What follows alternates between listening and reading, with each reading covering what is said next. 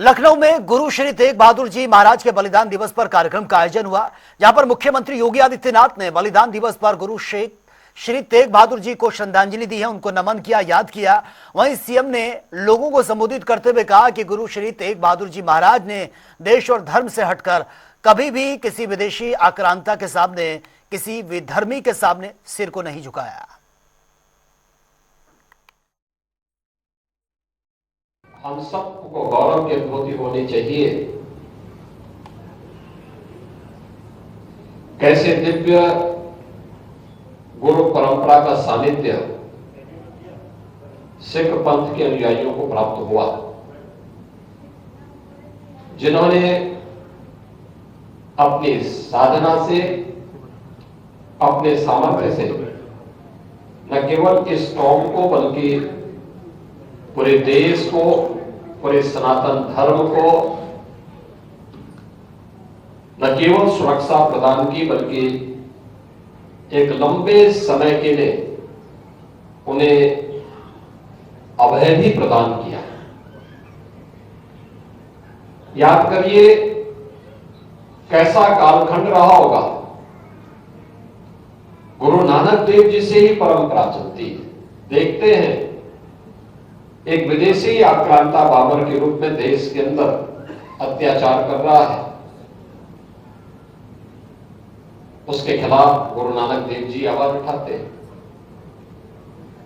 इतिहास के उन पन्नों को कौन नहीं जानता, जब गुरु परंपरा भक्ति की इस परंपरा से ऊपर भी उठ करके उन्होंने उस समय के तत्कालीन समाज को एक नई दिशा देने का काम किया था।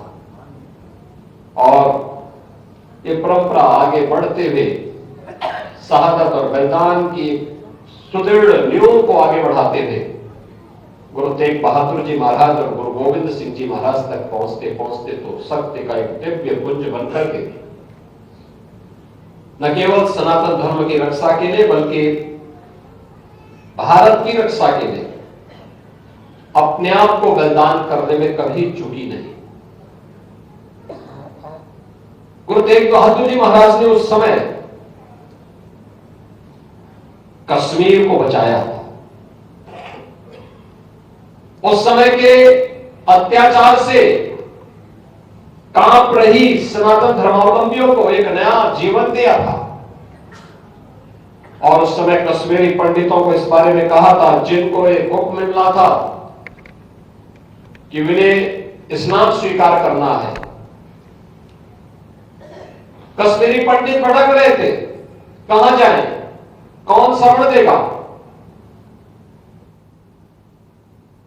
तो अंततः उनको शरण मिली गुरु तेग बहादुर जी महाराज के पास, जिन्होंने कहा कि नहीं, तुम मना मत करना, ये बोलो कि पहले हमारे गुरु को इस्लाम स्वीकार करा दो। अगर वो इस्लाम स्वीकार कर लेते हैं तो हम भी स्वीकार कर लेंगे।